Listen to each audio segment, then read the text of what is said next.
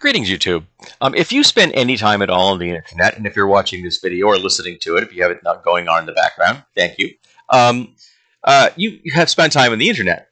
One of the things you're going to hear from probably a man or a discussion about men is their sex lives, and their body counts. Now, their body counts means how many partners they have had.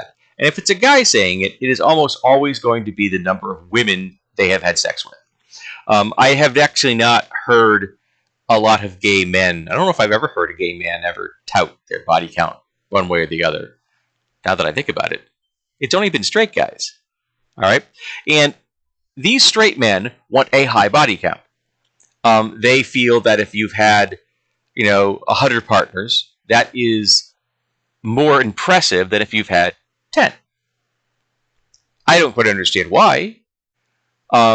Because you can have 10 partners and had as much sex as the guy that had 100 partners, because you actually were able to establish relationships and had them last longer than a one-night stand.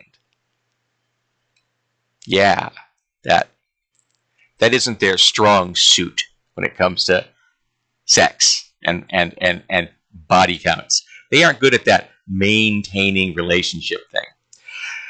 On the other side of the coin, they will deride women who have high body counts, because for some reason, a man with a high body count is impressive and something to be lauded, while a woman with a high body count just means that she is a slut. And I'm using that term simply because it is a derogatory term used by these men. I do not call people that. If someone wants to call themselves that, have at it. But I'm not going to call somebody that unless I'm joking with somebody. I'm never going to seriously call a person a slut, because I don't judge them for how many partners they have or have not had. I don't care. It's none of my damn business. I don't think I have ever asked a partner for that. Even back in the 80s when, that terminology didn't exist. And thankfully, without the internet, the oppressive nature of how many bodies you've had, or how many partners you've had, was less prevalent. It may be locker room talk or guys talking with each other, but you were never exposed to more than a few of them at a time, and you didn't have to listen to a chorus of men chanting about how women with many partners are bad. One thing I haven't grasped, though, is that how is it different if a woman has 1,000 partners and has sex with them each once? Or if a woman has a long-term relationship and has sex 1,000 times with one partner. How is that different? Now, I realize that these men are not complicated, and they are not well-read, and they have very little experience with actual women. They just tend to think of them as objects that they need to conquer and then checkmark on their bedpost or something. But a person can have as much sex as they want, and it doesn't have any change to their bodies at all. And they look upon women who have not have any partners as important and impressive. Oh, look she's a virgin, which is a social construct. Virginity is not a real thing, never has been, never will be. It is just a social construct. And I think most of these guys want women who've had no partners because they don't want any comparisons. Because if they're racking up women, it doesn't mean they're talented at pleasing a partner. It just means that they're talented on some level. Let's hoping they're not using nefarious means of at least attracting someone for a one-night stand. But they don't want comparisons. They don't want that woman to say, wow, that was mid at best.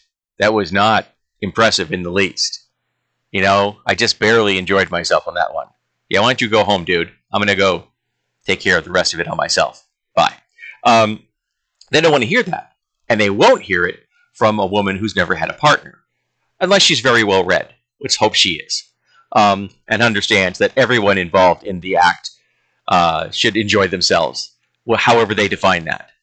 And I'm not limiting people to any particular form of practice. Again, not my business.